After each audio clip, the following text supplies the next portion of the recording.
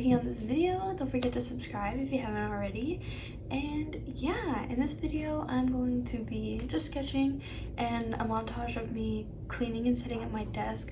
I'll talk about what I use when I sketch and just kind of my process and how I view things when I'm sketching. So yeah.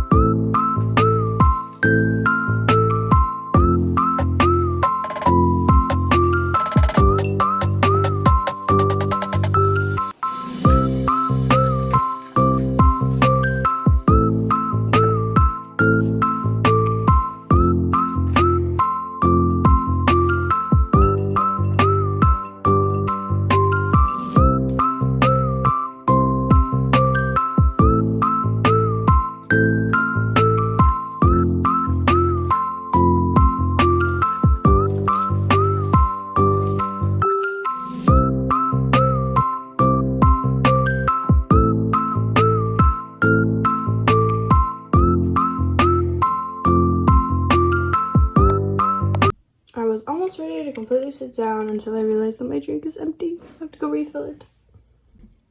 Much better.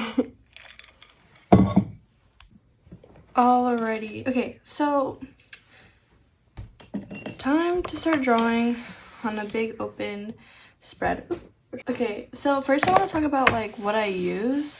So I have the ELO sketchbook. It lays super flat. It doesn't really handle markers super well. Hold on, let me go to a marker page. Like if we go like here, like you can see like all the bleed through. So it doesn't, ow, I just got a paper cut.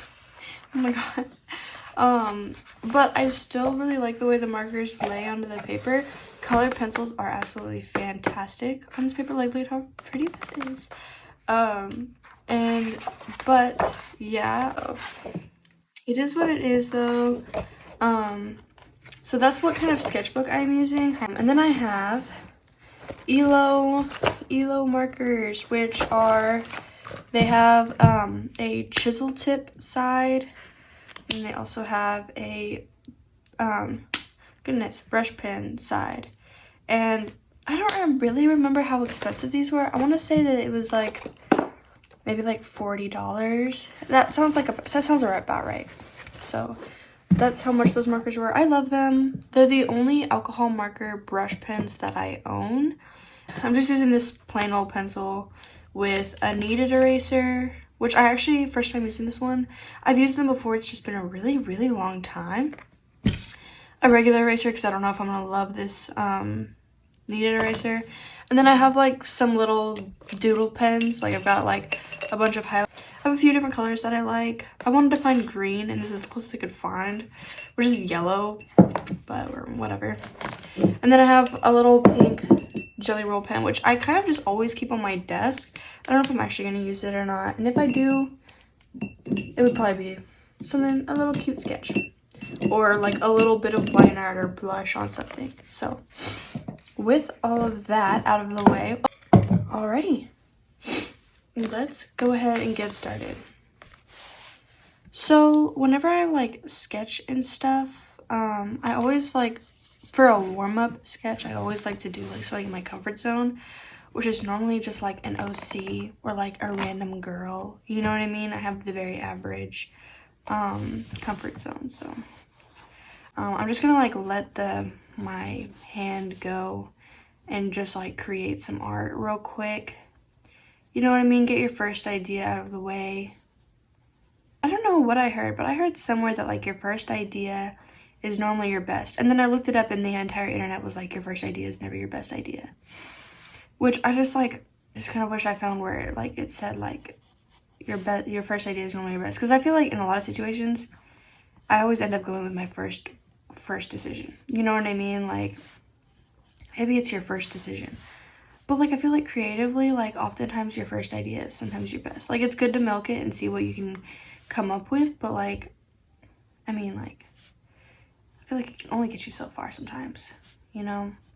I'm also trying really not to erase too much. Just trying to like let loose. That's what this beginning part is all about, is just letting loose. And now I'm drawing the body after drawing the entire head. Like it's like when you're drawing, it just goes straight down. Like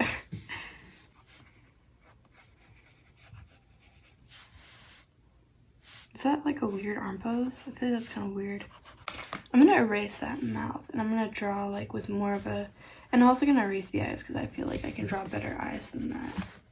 And I feel like the forehead's a little too big, and like it's fine having a large forehead, but it's not the vibe that I'm getting from her. Okay, let's take the kneaded eraser now. And actually, before we do that, let's define the arms a little bit. Let's give her some muscle. So the way I always draw arms is I always draw this tricep muscle. I think that's a tricep. It's a shoulder muscle, and it kind of lays on like that. I feel like it gives a lot of really nice shape to the arms, and also it lays the foundation for how the rest of the arm is going to go, because arms are like chains. You know what I mean? Like that's how they look. So like this part is going to go out like that and then out like that. Like that's if she has like really toned arms, you know what I mean? And then for this, like it's kind of like a coffin shape for this like elbow part, I feel like. I mean, you can really draw like hands however you want to, but like for me, this is how I view it. These little coffin shapes. Like I don't like that arm position at all. I feel like her arms are like, she has that like that, you know what I mean? Like, I don't know, whenever I draw characters, I always like to have these two fingers together. I just feel like this is like, it's prettier than like, I don't know. I feel like it makes your arms look, your fingers look more like long and straight. Especially if they have like the gap right here and the gap right here, you know? It's not a very, what are, yeah, okay. I would kill for some long fingers. I have really, really small hands. And every time I meet somebody with long fingers, they're always like, I wish my hands were short like yours. And I'm like, no. What if I make her smiling? What if she's happy? Why is it giving Momo? What if we sticky note it? What if we throw a sticky note down and figure it out from there? Do I have pink sticky notes? I do. That's the situation. Okay.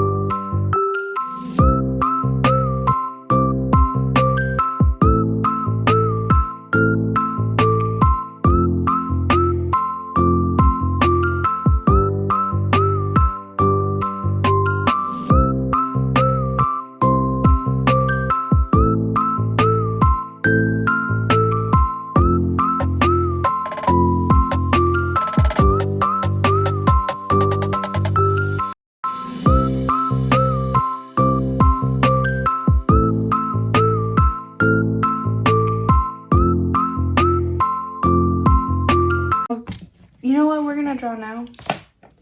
Now this is gonna be like an exercise to get out of my comfort zone, okay? We're gonna draw, that's right, Jack Black, okay? Thanks a lot, Rachel. Thanks a lot. This is gonna be the photo that I draw. Oh my gosh! I just drew on my iPad. Okay, it goes away. Bruh. Oh my gosh, okay. I just got a paper like on my iPad. I guess I'm just not used to it.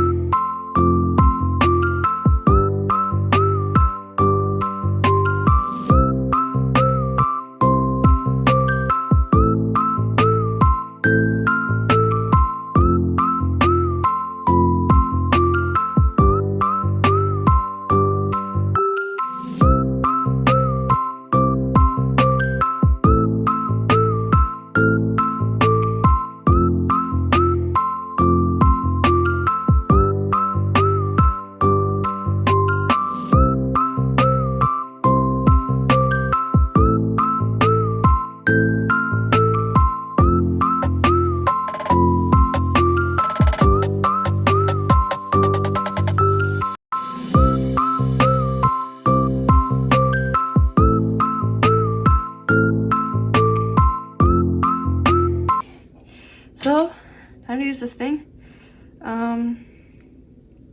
Now.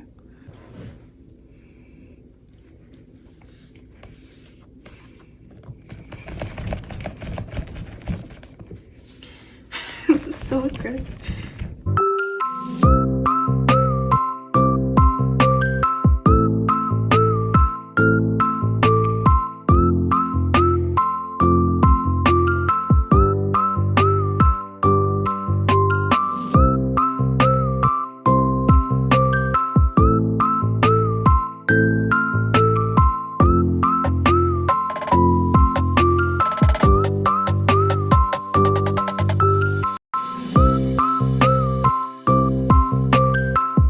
Let's test it real quick. So let's lay down a circle, and then let's lay down a circle with like a bunch of lines in it. And then let's lay like a square. Okay. Oh yeah. I'm gonna do the Caramia. No, it's Carmine.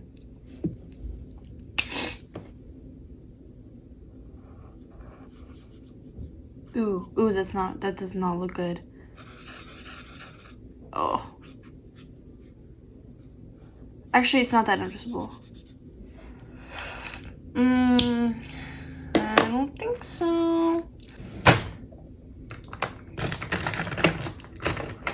Oh, you know what I'm thinking?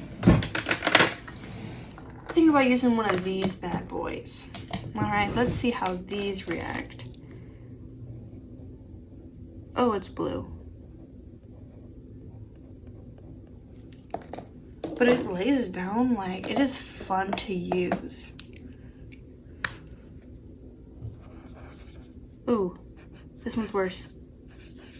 Definitely. I didn't even want to go fully through with that one. Okay, let's see this one. This one changes colors. Yeah, it's pretty cool. Oh. This color is invisible. I'm just kidding. Okay. Oh my god, excuse me. I can draw a circle, but I can't draw a square. Excuse me, hello? Hello? Hello? There we go. What? What if I color it and then I ink it? And what if it's like super, super messy? Okay, if it's gonna be super, super messy, I actually don't want to use like really, really harsh colors. I want to use like really light colors. Just so that it's not like the end of the world. Let's do it.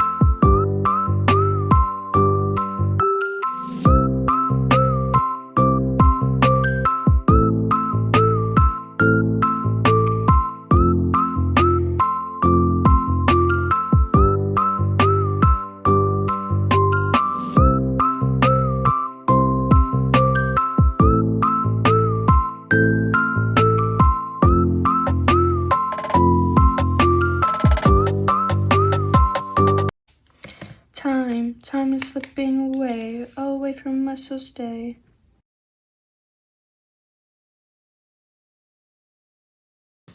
There we go. I guess we're done. How exciting.